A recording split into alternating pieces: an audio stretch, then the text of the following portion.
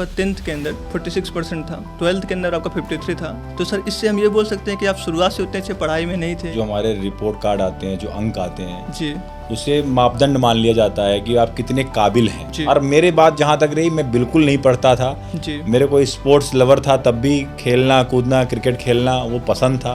तो सर अगर कोई बच्चा यूपीएससी की तैयारी करना चाहता है तो सर क्या कोचिंग लेना कंपलसरी है? कोचिंग बिल्कुल लेनी चाहिए अगर आपको लगता है कोई गाइडेंस नहीं है। अगर आप प्रिपरेशन कर रहे हैं तो सबसे पहले तो अलग अलग जगह जाना बंद करिए, आप सबसे ज्ञान लेना बंद करिए, अपने ऊपर भरोसा रखिए, अपने ऊपर विश्वास रखिए कि आप कर सकते हैं। बट सर अचानक से आपने यूपीएससी एग्जाम जब क्वालिफाई किया होगा तो सर उस टाइम फैमिली रिएक्शन क्या था या फिर सोसाइटी का रिएक्शन क्या था? मीडिया में खबर छपी इलाहाबाद के पेपरों में, तो सारे लोग बोले थे यार ये तो दिन भर क्रिकेट खेलता था, ये सिविल सर्विसेज में कैसे चला गया। मतलब लोगों का ये था कि भरोसा ही नहीं हो रहा था कि ये हो कैसे सकता है। मेरा पढ़ने का तरीका क्या था अमन, की दिन भर डिस्टर्बेंस होता था, मैं रात में पढ़ता था। सर जब आपने यूपीएससी एग्जाम दिया, आप उसमें क्वालिफाई हुए, सर दोनों के बीच में क्या चेंज आपको देखने को मिला? यार पूरी आपकी लाइफ चेंज हो जाती है। तो सर रेट का क्या एक्सपीरियंस रहता है? आप लोग जो फिल्मों में देखते हो ना, जी, सोफे फाड़े जा रहे हैं, ये किए जा रहे हैं, देखो थोड़ा उसमें अतिशयोक्ति होती है। सर इंटरव्यू के लिए सर कैसे प्रिपेयर करें? एक्स्ट्रा तैयारी करके मत जाइए बोर्ड के बारे में। सर हमारी गवर्नमेंट सर सिविल सर्वेंट को काफ़ी कुछ देती है, बावजूद भी सर हम देखते हैं कि सिविल सर्वेंट जो होते हैं सर कुछ लोग करप्ट होते हैं। दोस्तों यहाँ पे आपके लिए छोटा सा इन्फॉर्मेशन है। PWOnlyIS अपने न्यू कोर्सेज के साथ आ चुका है जो कि कुछ इस प्रकार से हैं। 2027 टारगेट ईयर वालों के लिए संकल्प Hindi English and pinnacle English foundation batch सिर्फ 13,499 रुपये में। और अगर आपका टारगेट ईयर 2026 है तो आपके लिए है प्रहार Hindi English and Titan English foundation batch सिर्फ 10,999 रुपये में। अगर आप एक कॉलेज स्टूडेंट हैं तो आपके इन ईयर को प्रोडक्टिव बनाने के लिए है यूपीएससी प्रारंभ, जो कि एक 3 ईयर प्रोग्राम है जो आपको यूपीएससी की A to Z प्रिपरेशन के साथ फर्स्ट 2 ईयर्स में हार्ड एंड सॉफ्ट स्किल की क्लासेज के थ्रू आपको साइमल्टेनियसली इंडस्ट्रियल स्किल का भी कवरेज देता है। इसमें आपको मिलेगी एनसीईआरटी, जीएस, सेट, इन सबकी basic to advance classes and practice के लिए proper prelims and mains test भी।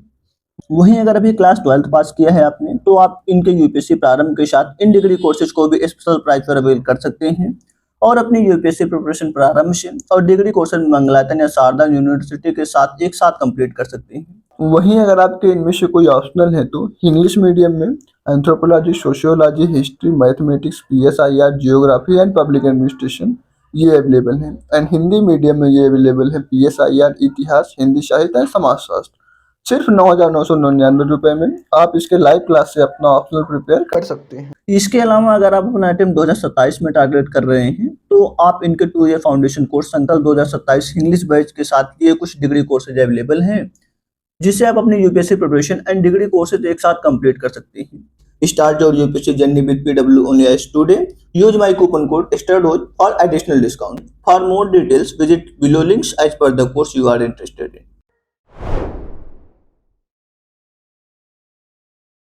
जय हिंद दोस्तों, आज के इस खास पॉडकास्ट में आप सबका स्वागत है। दोस्तों आज का ये पॉडकास्ट काफ़ी स्पेशल होने वाला है क्योंकि आज के इस पॉडकास्ट में जो हमारे गेस्ट हैं वो काफ़ी स्पेशल हैं। हमारे साथ हैं श्री नरेंद्र यादव सर जो कि 2009 बैच के IRS ऑफिसर हैं और वर्तमान में एडिशनल कमिश्नर है GST के अंदर। साथ ही साथ सर फिट इंडिया के ब्रांड एम्बेसडर भी हैं। तो आज के इस वीडियो के माध्यम से हमें ये सौभाग्य मिला है कि हम सर के साथ बातचीत करें, सर की जो जर्नी रही उसको जानें और उससे बहुत कुछ सीखें। तो चलिए आपका ज़्यादा कीमती समय नहीं लेते हैं और सर के साथ अपनी बातचीत को आरंभ करते हैं। तो सबसे पहले सर आपका बहुत बहुत धन्यवाद कि आपने अपना बहुमूल्य समय हमें दिया। Thank you Aman, thank you so much.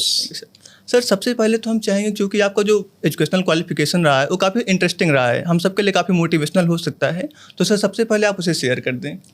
अमन, जैसा कि मैं कई प्लेटफॉर्म पे बता भी चुका हूँ, पढ़ाई लिखाई जो हम लोग करते हैं कई बार क्या होता है, जो हमारे रिपोर्ट कार्ड आते हैं, जो अंक आते हैं जी, उसे मापदंड मान लिया जाता है कि आप कितने काबिल हैं। जी सर। जबकि मेरे साथ इसका उल्टा रहा है, मेरे अंक हमेशा ख़राब रहे हैं लेकिन मैं बहुत काबिल लड़का रहा हूँ हमेशा से। और जैसा कि अगर हाई स्कूल की, अगर इंटरमीडिएट की अपने परसेंटेज की मैं बात करूं तो हाई स्कूल में 46% थे मेरे जी। और उस 46% में भी मैथ में मेरे 61 मार्क्स थे जी।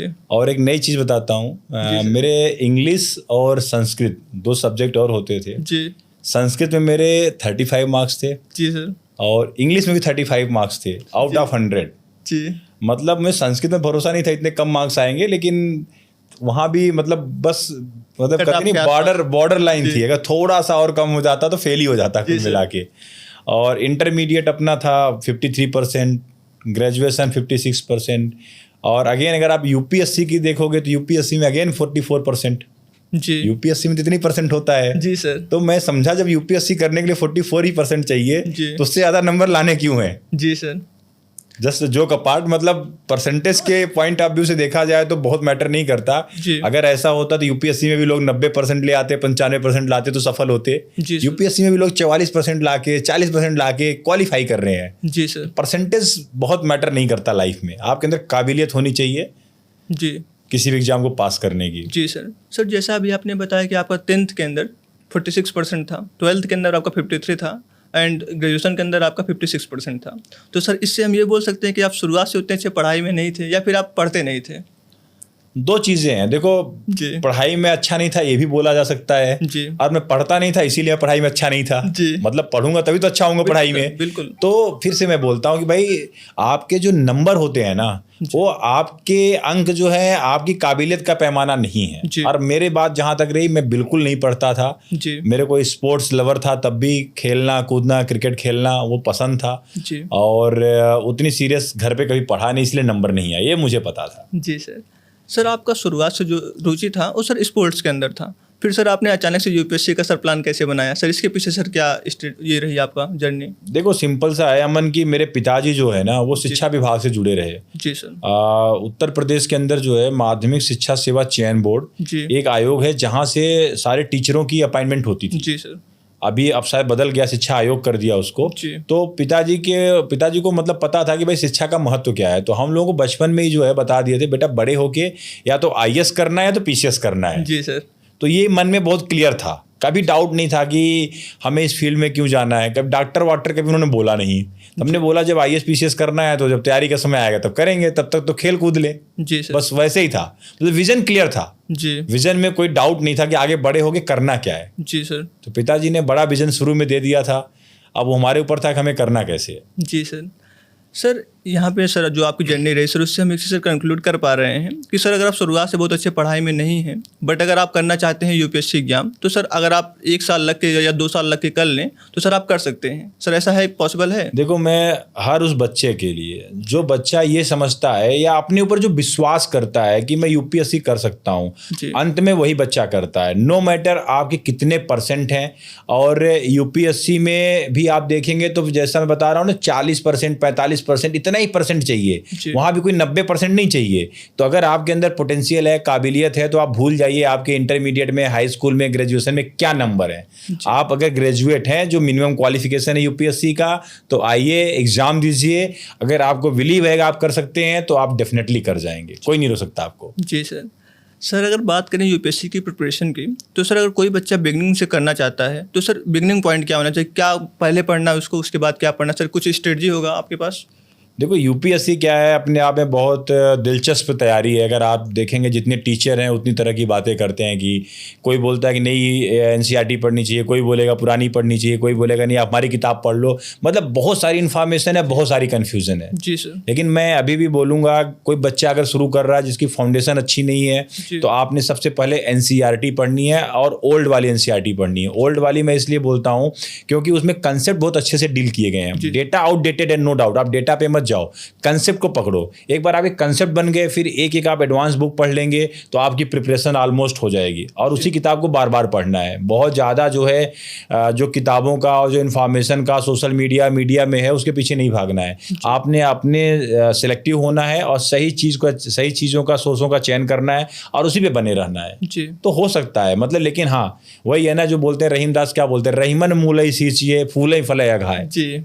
तो रहीम दास जी का दोहा बहुत मुझे प्रिय था बचपन से ही कि जब तक आप मूल में जो है ना, जब तक आप जड़ में, जब तक आप बेसिक्स पे काम नहीं करेंगे ना, आप कितनी ऊपर की चीज़ें खड़ी करने की कोशिश कर लीजिए होंगी नहीं। क्योंकि यूपीएससी कंसेप्ट पूछता है। जी सर। यूपीएससी क्लैरिटी चेक करता है आपकी। जी। तो क्लैरिटी कहाँ से आएगी? जब आपको पूरा बेसिक्स क्लियर होगा। जी सर। मैं आपको बताऊँ, जब मैं ग्रेजुएशन में था मेरे पॉलिटिकल साइंस थे। जी।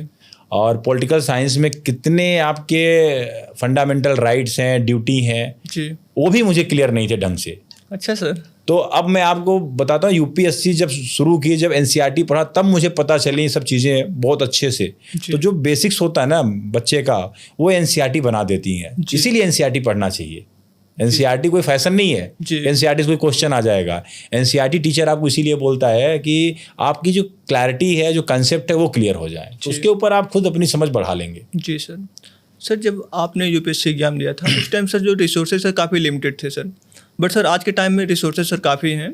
तो सर अगर कोई बच्चा यूपीएससी की तैयारी करना चाहता है तो सर क्या कोचिंग लेना कंपलसरी है या फिर कोचिंग लेना चाहिए कि नहीं लेना चाहिए?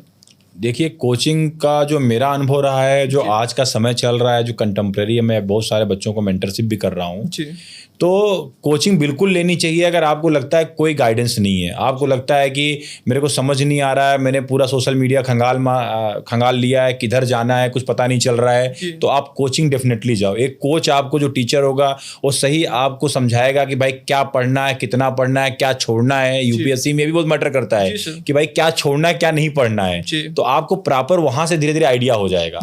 तो उस आइडिया को लेके बाद में आप डिसाइड कर सकते हो 3 महीने 4 महीने बाद आपको कंटिन्यू करना है कि नहीं करना है।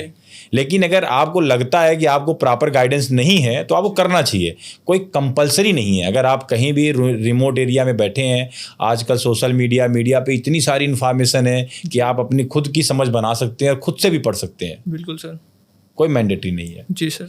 सर चूँकि जो आपकी शुरुआती पढ़ाई रही है वो सर काफ़ी अच्छी नहीं रही है, बट सर अचानक से आपने यूपीएससी एग्जाम जब क्वालिफाई किया होगा तो सर उस टाइम फैमिली रिएक्शन क्या था या फिर सोसाइटी का रिएक्शन क्या था? बहुत इंटरेस्टिंग बात आपने पूछी है जी। और वो दिन अभी भी मुझे याद है कि 2007 में मैं इलाहाबाद में ही था और हर गली में, हर मोहल्ले में जहाँ भी क्रिकेट का मैच होता था मैं जाता था खेलने के लिए। मैं मीडियम पेसर था और बैटिंग भी अच्छी करता था, तो हर कोई बुला के ले जाता था। जी सर। और बाद में क्या हुआ, आप सीक्वेंस देखना, 2008 में मैं दिल्ली आया, 2008 में ही अपना जो है मैंने प्रीलिम्स दिया, 2009 में इंटरव्यू दिया। तो 1.5 साल के अंदर जो है जब मीडिया में खबर छपी इलाहाबाद के पेपरों में, तो सारे लोग बोले थे यार ये तो दिन भर क्रिकेट खेलता था, ये सिविल सर्विसेज में कैसे चला गया। मतलब लोगों का ये था कि भरोसा ही नहीं हो रहा था कि ये हो कैसे सकता है। लेकिन जो 1.5 साल मैंने मेहनत की थी, मेरा पढ़ने का तरीका क्या था अमन, की दिन भर डिस्टर्बेंस होता था, मैं रात में पढ़ता था और सुबह 6 बजे सूरज जब निकल जाता था ना तो उनको नमस्ते करके फिर सोता था। तो ये मेरी लगभग 7-8 महीने यही बहुत रिगरस पूरी रूटीन थी मेरी। तो अल्टीमेटली देखो, पढ़ाई में मेरा मन जो है ना तब भी नहीं था, लेकिन इतना था कि मुझे ये चीज़ करनी है।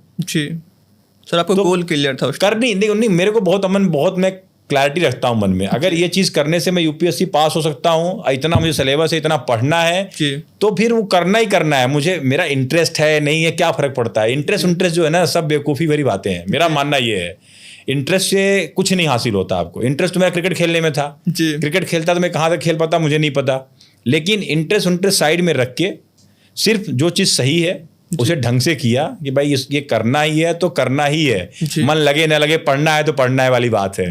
तो मन तो नहीं लग रहा था लेकिन पढ़ना था, दिमाग था जब पढ़ेंगे लगाएंगे मन तो लगेगा क्यों नहीं। बिल्कुल सर। धीरे धीरे वो अभ्यास में आया और कंट्रोल किया और कर लिया, यही इतनी सी बात है यार। जी सर। सर जैसा भी आपने बताया कि आप रात के टाइम में पढ़ाई करते थे, 6 से 6 आपका ये रूटीन रहता था, सो आपका ये रूटीन क्यों था सर? आप दिन में क्यों पढ़ाई नहीं करते? डिस्टर्बेंस रहता था ना एक्चुअली। हम जहाँ रहते थे ना वहाँ शेयर्ड वाले बहुत सारे बच्चे और भी रहते थे अगल बगल, तो सब दोस्ती हो गई सबसे। अब दोस्ती हो गई, कोई रूम में घुस जाए यार, आके बैठ जाए, हाँ अंदर वहाँ चलते हैं यहाँ चलते हैं। अब यार आप मना भी नहीं कर सकते, मतलब इमोशन में दोस्त यार आगे कितना फटकारोगे, कितना भगाओगे उनको। और डिस्टर्बेंस होता था, मैं समझता था यार ये तो पढ़ने नहीं देंगे इस तरह से। तब शाम के 9-10 बजे तक सब सो जाते थे, 10 साढ़े 10 सुकून सन्नाटा एकदम, कोई डिस्टर्बेंस नहीं।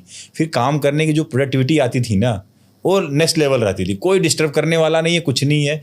इवन मैं आपको बताऊँ, एक बार भूकंप आया था 2000 मेरे ख्याल से 8 की बात होगी है दिल्ली में, सुबह के 4 बजे, और मैं पढ़ रहा था और पैरों में जो है ना जिस तरह से वेव चढ़ी, मैंने फील किया पूरा भूकंप, मतलब निकल के वहां से भागा, मैं लाइव देख रहा हूँ भाई पैरों में कुछ हो रहा है। तो मतलब इतना शांति रहती थी। सर हम आपके लाइफ के पार्ट का बात करना चाहेंगे। सर जब आप यूपीएससी एग्जाम नहीं दिए थे, जब आपका यूपीएससी से पहले का जो लाइफ था सर जब आपने यूपीएससी एग्जाम दिया, आप उसमें क्वालिफाई हुए, सर दोनों के बीच में क्या चेंज आपको देखने को मिला? यार पूरी आपकी लाइफ चेंज हो जाती है। जी। यूपीएससी को लोग ऐसे ही नहीं बोलते हैं। अगर आप देखोगे कि भाई मतलब एक ऐसा एग्जाम है जो आपकी पूरी लाइफ को ही बदल देता है। जी। और हम जैसे पापा ने बोला भाई आईएएस करना है या पीसीएस करना है, मतलब बड़ा सोचा। और आप जब किसी बड़े एग्जाम को क्रैक करते हो या पास करते हो तो लोगों का नज़रिया आपके प्रति बदल जाता है। आप मतलब कहते नहीं है कि लोग एक्सेप्ट करने लग जाते हैं, भाई हाँ इसने कुछ कर लिया है। आपकी एक पहचान बन जाती है। आपकी पहचान अभी क्या होती है, आपके घर वालों से होती है कि ये फलाने का बेटा है। अभी क्या होती है, यूपीएससी आप कर लेते हो ना तो आपके नाम से आपके गांव को जाना जाता है, आपके नाम से आपकी मतलब पूरा मोहल्ला जो होता है जाना जाता है। तो वो मतलब वो जो फीलिंग है ना उसकी तुलना नहीं है दोस्त, वो अनमैच्ड है और मतलब अनपैरेलल है। उस जैसी कोई अलग भावना नहीं है। जी सर। सर वर्तमान में आप सर एडिशनल कमिश्नर हैं जीएसटी के अंदर। तो sir as additional commissioner sir आपका डेली रूटीन क्या होता है? डेली रूटीन बहुत ही बोरिंग है मेरी जी। और मैं मॉर्निंग में 4:30 उठता हूँ और सीधे अपना जिम जाता हूँ, वर्कआउट करता हूँ। उसके बाद आने के बाद लगभग 30 से 35 मिनट का अपना पढ़ाई का शेड्यूल रहता है। कुछ जो रहता है अपना पढ़ता हूँ। उसके बाद फिर अपने ऑफिस की प्रिपरेशन होती है, ऑफिस जाने के लिए टाइम पे निकलना होता है। तो फिर बिटिया को बीच में भी तैयार करके स्कूल भेजता हूँ और फिर ऑफिस के लिए निकल जाता हूँ, यही। और उसके बाद ऑफिस से आया तो शाम के टाइम में जो भी फैमिली के साथ है अपना दिया, या कोई और अपॉइंटमेंट है तो उसको लिया। बस यही बेसिक सी रूटीन है। मतलब बहुत ही बोरिंग रूटीन आप बोल सकते हो, कुछ ऐसा हैपनिंग नहीं होता है। जी sir. Sir as an IRS officer sir आपने कई बार रेड्स भी किए होंगे, तो सर रेड्स का क्या एक्सपीरियंस रहता है?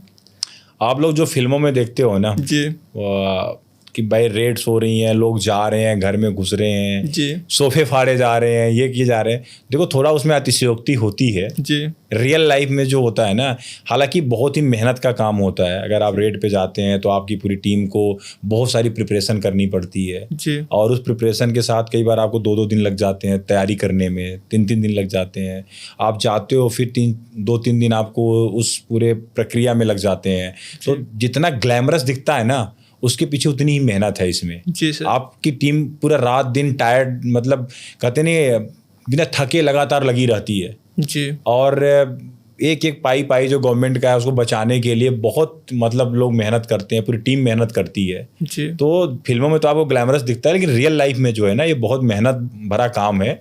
और ऑफिसर्स जो है अपनी फैमिली को, अपनी पर्सनल लाइफ को पीछे रख के और सिर्फ गवर्नमेंट की सर्विस में रात दिन लगे रहते हैं। तो कई दिनों की प्रक्रिया हो जाती है ये। और कई बार तो ऐसा होता है आप स्लीपलेस रहते हो, मतलब 2-2 दिन ऐसा होता है कि बिना सोए आपको काम करना पड़ता है। आप 2 घंटे के लिए सो रहे हो और लगातार आप काम कर रहे हो। जी सर। तो बहुत मेहनत का काम है अमन। जी सर। सर रेट से पहले आपको इन्फॉर्मेशन सर कैसे मिलती होगी सर, थोड़ा अगर बताना चाहें आप तो? देखो इन्फॉर्मेशन का पूरा एक सिस्टम होता है, इन्फॉर्मेशन का एक बेस होता है जी। और अलग अलग सोर्सेज से आपकी इन्फॉर्मेशन आप आती है। कई बार ओपन सोर्स भी होते हैं जो आपकी नज़रों के सामने जाते हैं, हमारे नज़रों के सामने भी जाते हैं। हम उसको कैसे इंटेलिजेंस में कन्वर्ट कर लेते हैं वो हमारी काबिलियत होती है, आम इंसान उसको नहीं देख पाता है। तो इन्फॉर्मेशन तो हर जगह से ही आप गैदर कर सकते हो। जी सर। इसे मतलब ओपन सोर्स भी है, सोशल मीडिया भी है, मीडिया भी, हर जगह से। जी सर। सर वर्तमान में आप सर फिट इंडिया मूवमेंट जो है हमारा, जो हमारे प्राइम मिनिस्टर द्वारा लॉन्च किया गया है सर, आप उसके एम्बेसडर भी हैं। तो सर इसके पीछे सर क्या कहानी है सर, थोड़ा सा बताना चाहें तो? देखिए फिट इंडिया मूवमेंट अगर आप देखेंगे तो बहुत ही हमारा एम्बिशियस, हमारे प्रधानमंत्री जी का एम्बिशियस जो है कार्यक्रम है, प्रोग्राम है। कार्यक्रम प्रोग्राम करना सही नहीं होगा, बल्कि मुहिम है, ये मूवमेंट है। क्योंकि अपने देश के अंदर जो है नॉन कम्युनिकेबल डिजीजेज इतनी बढ़ रही हैं, जैसे ओबेसिटी हो गया, इसके अलावा आपकी डायबिटिक की बीमारी हो गई, हाइपर टेंशन हो गया, ये सब बीपी उपी इतनी ज़्यादा बढ़ने लगी। लगभग हर कहते हैं शहरों में रहने वाला बंदा लगभग 40% के आसपास ओबीज है। इवन गाँव में भी ओबीज की समस्या फैलने लग गई। तो प्रधानमंत्री साहब ने 2019 में जो है ये मुहिम छेड़ी, आंदोलन शुरू किया कि भाई इसको जन जन तक, मतलब हर घर तक, सभी लोगों तक पहुंचाया जाए कि भाई फिट रहना कितना ज़रूरी है। उनका नारा है कि फिटनेस की डोज आधा घंटा रोज़। जी। और मेरा मतलब मेरे लिए सौभाग्य की बात है, मुझे इस आंदोलन से जोड़ा गया। जी। और ये भी मेरे लिए गर्व की बात है कि मैं पहला सिविल सर्वेंट हूँ और पहला नॉन एथलीट हूँ। जी। मोस्टली इसमें एथलीट हमारे भाई लोग हैं, लेकिन जो सिविल सर्विसेज और नॉन एथलीट होना और इस मुहिम को आगे लेके जाना वो बड़ी जिम्मेदारी है। जी। और मैं अपना कहते नहीं जो सिपाही बनाया है उसके लिए मैं पूरी भरसक कोशिश कर रहा हूँ कि इसको आगे लेके जाऊँ और लोगों को मोटिवेट करूँ कि हेल्थ बहुत ही इंपॉर्टेंट है लाइफ में। अगर आप बीमार होते हैं तो आप सबके लिए लाइबिलिटी होते हैं, जी इवन घर के लिए भी लाइबिलिटी होते हैं। जी सर। तो अपने हेल्थ का ध्यान रखें। दिन में कहते नहीं है, प्रधानमंत्री साहब बोलते हैं आधा घंटा, मैं बोलता हूँ कि 24 घंटे में अगर 24 मिनट, जी 1 घंटे में 1 मिनट भी अगर आपने अपने लिए निकाल लिया ना, तो आप स्वस्थ रहेंगे, फिट रहेंगे, हेल्दी रहेंगे। और कोई विधा हो, कोई जिम जाने की ज़रूरत नहीं है। अगर आप प्राणायाम करते हैं, योग करते हैं, क्रॉसफिट करते हैं, जिम्नास्टिक करते हैं, मास कुछ भी करिए, जी लेकिन कुछ ऐसा करिए जिससे आपका पसीना निकले, जी तो आप डेफिनेटली आपकी फिटनेस जो है अच्छी रहेगी। जी सर। सर चूँकि स्टूडेंट लाइफ में हमारे पास उतना टाइम नहीं होता है कि सर हम ये एक्सरसाइज वगैरह कर पाएँ, बट सर अगर आप कुछ सर सिंपल एक्सरसाइज बताना चाहें जो कि अगर स्टूडेंट करे तो फिट रह सकता है, तो सर प्लीज़। देखो, एक्सरसाइज ऐसा आप बोलते हो कि भाई टाइम नहीं होता है, जी मैं फिर बोलूँगा टाइम का मैनेजमेंट ज़रूरी है। जी सर। समय सबके लिए 24 घंटे ही है, जी किसी के पास ज़्यादा नहीं, किसी के पास कम नहीं है। आपने 24 घंटे तो आपने नहीं पढ़ना है। आप अगर 7 घंटे भी प्रोडक्टिव पढ़ रहे हो ना, जी तो बहुत ज़्यादा पढ़ रहे हो आप, 7 घंटे में भी बहुत हो जाएगा। जी हाँ, रही बात अब की क्विक कुछ एक्सरसाइज की, आप अपने आप को फिट रख लें, बाहर भी ना जाना पड़े, जी तो बहुत सिंपल है कि आप मतलब कहते नहीं है, कुछ रेजिस्टेंस ट्रेनिंग करिए। रेजिस्टेंस ट्रेनिंग मतलब जिसमें आपके मसल के ऊपर थोड़ा जोर पड़े। जी आप पुशअप मार लीजिए, अगर आपका बार कहीं मिल जाए तो पुलअप मार लीजिए, जी दंड मार लीजिए। जी ये सब बेसिक एक्सरसाइज है जो हर गांव का बच्चा करता है, जी लेकिन नियत नहीं होती लोगों को करने की। अगर आप इतना करने की आत्म अनुशासन है तो कभी आप अनफिट रहेंगे नहीं। अगर ये भी नहीं कर सकते तो आप 25 मिनट तेज कदमों से वॉक कर लीजिए। जी पार्क होते हैं हर जगह आजकल आसपास सोसाइटी में, घूम के आ जाइए जी तेज कदमों से। उससे भी आपकी कार्डियोवास्कुलर हेल्थ सही रहेगी, और जिस एज में आप हैं उतना भी काफ़ी रहेगा आपके लिए। जी सर। थोड़ा संयमित खाइए और भरपूर नींद लीजिए, रेस्ट लीजिए, जी सब चीज़ें स्वस्थ रहेंगे, आप पूरी जी। तरह फिट रहेंगे। सर जब आप स्टूडेंट लाइफ में थे सर, उस टाइम भी आप सर फिजिकल हेल्थ पे इतना ध्यान देते थे जितना आप दे रहे हैं कि? फिजिकल तो अमन, जैसा मैं बताया, क्रिकेट खेलता रहता था। क्रिकेट मेरा बहुत बड़ा मतलब कह लो कि टाइम जो 24 घंटे होता था, काफ़ी टाइम निकल जाता था। बाकी सुबह सुबह में कंपनी गार्डन है वहाँ पे, चंद्रशेखर आज़ाद पार्क है प्रयागराज में, जी तब पहले इलाहाबाद होता था, तो वहाँ जाके डेली एक चक्कर उसका मारना। पापा लोग घूम के आते थे और मैं दौड़ के आता था। 3 किलोमीटर 3.25 किलोमीटर का चक्कर है। जी तो फिटनेस में तो मेरा डेली का था, मतलब वो कोई नया चीज़ नहीं है मेरे लिए, जी वो मैं शुरू से कर रहा हूँ। जी। सर आजकल हम देखते हैं कि जो लोग भी एक्सरसाइज कर रहे होते हैं सर, अक्सर लोग सर पाउडर लेते हैं सर, जो प्रोटीन आता है प्रोटीन पाउडर, तो सर ये लेना सही है कि नहीं है? अमन देखो, जो ये प्रश्न है आपका ना, बहुत सारे लोगों को पाउडर के नाम से जो डराया जाता है, जी और किसी ने थोड़ी सेहत बना ली, किसी के थोड़े बाइसेप्स वगैरह आ गए तो बोलते हैं इसने पाउडर खा के बॉडी बना ली, जी इसने पाउडर खा लिया। जी सर।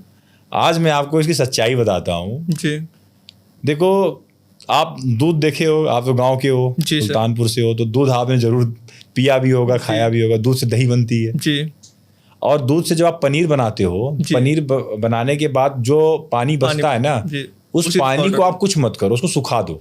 जी जो सूखने के बाद जो बचेगा ना, वही वे है।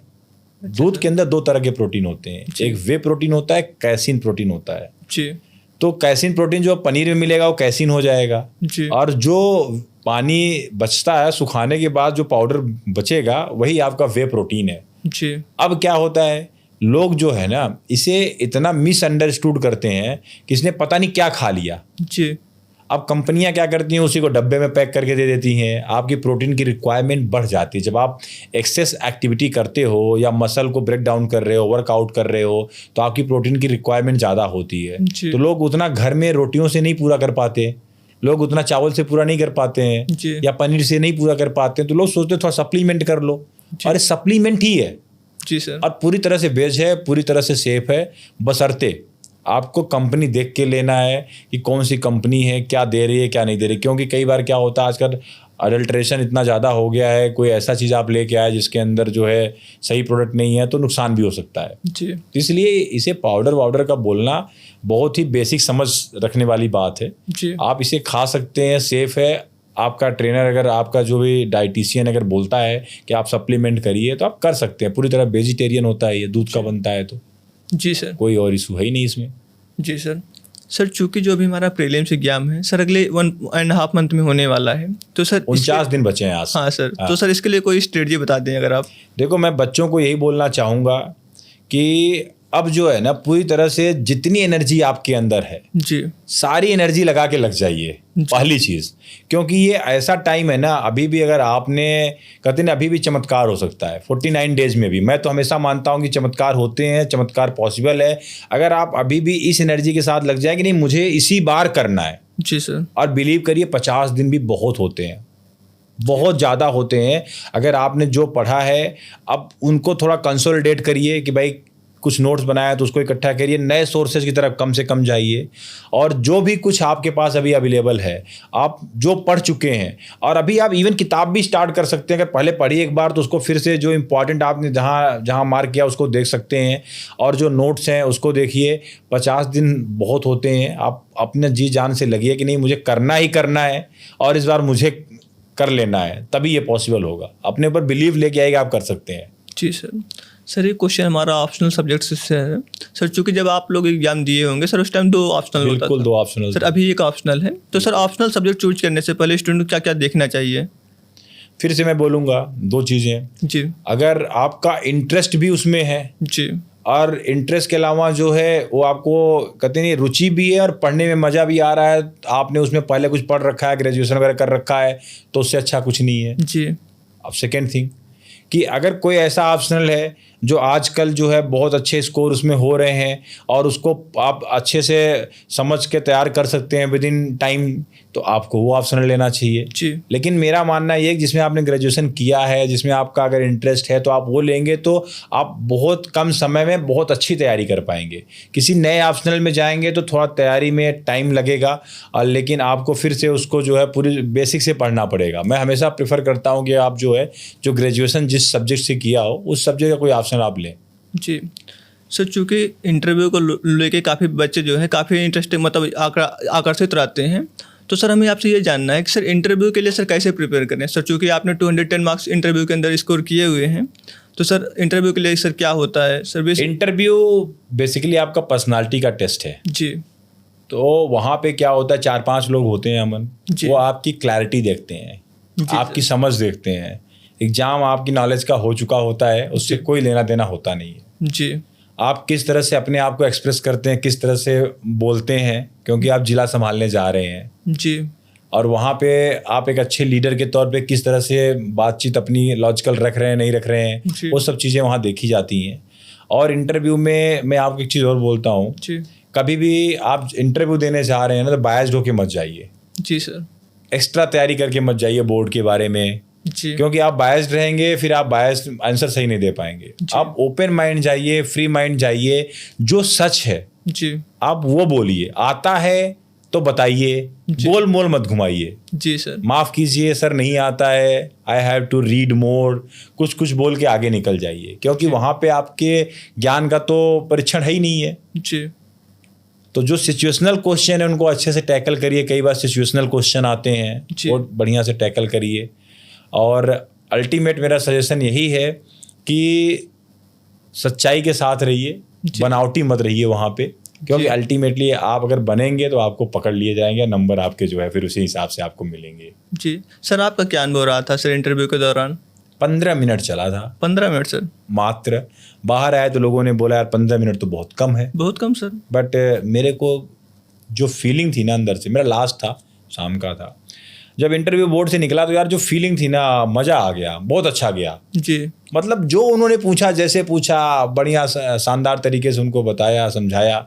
चेयरमैन ने केवल एक सिंगल क्वेश्चन पूछा था स्टार्टिंग में, उसका पूछा ही नहीं। जी तो कहने का मतलब ये है कि अगर आप कॉम्प्लेक्स पर्सनालिटी हैं जी तो वो ट्राई करते हैं समझने की आपको, जी तो उसमें टाइम लगता है। जी जब आप कॉम्प्लेक्स पर्सनालिटी है ही नहीं है, आप क्लियर हैं अपने थॉट्स में, तो 10 मिनट 15 मिनट बहुत है एक इंसान को, एक पर्सनालिटी को टेस्ट करने के लिए। जी सर। तो मेरे को तो जितना पढ़ा लिखा था, जो समझ थी, जितना आता था बता दिया, जी उनको समझ में आया, नंबर दे दिए। और तो मेरे को नहीं लगता कोई स्पेशल आपको तैयारी करनी चाहिए इंटरव्यू की, क्योंकि आपके संस्कार, आपका व्यक्तित्व एक दिन में नहीं बनता। जी सर। ये जब आप पैदा होते हैं ना, जो आपके घर में संस्कार होते हैं उन सबसे बन रहा होता है। जी आपकी सोच, वो आपकी परिस्थितियाँ, आपके घर की स्थितियाँ, वो सब आपके पर्सनालिटी के ऊपर इम्पैक्ट करती हैं। जी सर। एक इंसान क्या होता है अमन, एक इंसान अपनी आसपास के लोगों का, अपनी परिस्थितियों का, उसी का तो प्रोडक्ट होता है ना। जी उसकी पर्सनालिटी तो वही होती है। जी सर। अचीवमेंट भले कुछ करे हो, जी तो पर्सनालिटी एक दिन में 2 मार्क देने से 3 मार्क देने से नहीं बनती है। जी अपन एक काम करते हैं, कभी इंटरव्यू के ऊपर अभी बच्चे दे लें, जी अपन एक अच्छा सेशन करेंगे जी ताकि बच्चे ज़्यादा से ज़्यादा जो है ना इसमें लाभ उठाएं। क्योंकि मेरा मानना ये है कि इंटरव्यू बहुत क्रूशियल होता है जी सर। और आपके पूरे रैंक को डिसाइड करता है। जी अच्छे नंबर लाना है इंटरव्यू में, कला भी है। अगर आपको समझ है कि मुझे कैसा वहाँ पे प्रेजेंट करना है अपने आप को, तो आपके अच्छे नंबर आ जाएंगे। जी सर। तो इस पर हम लोग कभी बात करेंगे डिटेल में। बिल्कुल सर। सर एक क्वेश्चन जो हमारे मन में भी आ रहा है sir, as a civil servant sir आपकी लाइफ किस तरीके से होती है सर? क्योंकि बाहर से हम देखते हैं कि सिविल सर्वेंट की लाइफ काफ़ी इंटरेस्टिंग है, गाड़ी से चल रहे हैं, बॉडीगार्ड्स हैं, और सर जहाँ जा रहे हैं लोग सलामी कर रहे हैं। सर किस तरीके से लाइफ होता है, रियल क्या है सर? देखो यार, जो आप देखते हो वो भी सच है, जी और उसके पीछे जो आप नहीं देखते हो ज़्यादा बड़ा सच है कि जी। बहुत मेहनत करनी पड़ती है। एज अ सिविल सर्वेंट जो है, जी आप जो है गवर्नमेंट के लिए पॉलिसी फ्रेम करते हो, जी। और उसके लिए बहुत सारा पढ़ना पड़ता है। पहले आदमी ये सोचता था, मतलब जब तैयारी करते थे हम लोग तो ये सोचते थे यार एक बार पढ़ लिए, जी अब आगे पढ़ना वढ़ना नहीं पड़ेगा, और आप जो है बस नौकरी लग गई, अब काम हो गया। यही सोच होती है, सारे बच्चों की यही होती है भाई कि एक बार पढ़ लेते हैं यार, नौकरी आ जाएगी, फिर तो मौज ही मौज है। जी जबकि वैसा कुछ भी नहीं है मन। रियल लाइफ क्या होती है कि एक सिविल सर्वेंट को भी बहुत मेहनत करना पड़ता है, बहुत पढ़ना पड़ता है, जी और डेली बेसिस पे पढ़ना पड़ता है। जितना यूपीएससी में आप पढ़ते हो जी उतना ही पढ़ना पड़ता है डेली बेसिस पे। कई बार क्या होता है, जब आपकी पोस्टिंग ऐसी जगह पे होती है, जैसे मान लीजिए कि किसी ट्राइब्यूनल में हो गई, जी तो पूरे आपको केस पढ़ने होते हैं, वो भी मोटी मोटी फाइलें पढ़नी होती हैं, डिटेल में आपको प्रेजेंट करना होता है जाके कोर्ट के सामने। जी तो आप क्वांटम समझाने की कोशिश कर रहा हूँ कि कितनी पढ़ाई लिखाई है हर जगह। और आप पॉलिसी, जैसे मान लो किसी पर्टिकुलर डिपार्टमेंट में हो, कुछ पॉलिसी में चेंज लेके आना है, तो उसके लिए आपको कितना बैकग्राउंड वर्क करना पड़ेगा, कहाँ कहाँ का अध्ययन करना पड़ेगा आपको, अलग अलग कंट्री का, अलग अलग चीज़ों का। उसके बाद अपनी आप एक फार्मुलेट करोगे, अपना ओपिनियन फार्मुलेट करोगे। जी तो मेहनत तो है ही है। बाकी ये जो चीज़ें आप देखते हो ना, ये बहुत थोड़ा सा उसका पार्ट है। बच्चों को यही दिखा के मोटिवेट किया जाता है कि आप आइए, तैयारी करिए, ज़रूरी है। जी ठीक है, ये रहना भी चाहिए, क्योंकि जब आप यंग माइंड होते हैं तो आप उन सब चीज़ों पे आपका फोकस भी होता है जी कि सर। कुछ इसके पर्क्स हैं, कुछ प्रिविलेजेस हैं, जी। और होते भी हैं। आप गवर्नमेंट के एम्प्लॉय हो तो आपको पर्क्स एंड प्रिविलेजेस मिलते हैं, जी और इसीलिए इसका चार्म भी है। जी सर। सर हमारी गवर्नमेंट सर सिविल सर्वेंट को काफ़ी कुछ देती है सर, उसके बावजूद भी सर हम देखते हैं कि सिविल सर्वेंट जो होते हैं सर, कुछ लोग करप्ट होते हैं सर। करप्शन सर ऐसा क्यों है सर, आपको क्या लगता है इसके पीछे सर क्या रीजन हो सकता है?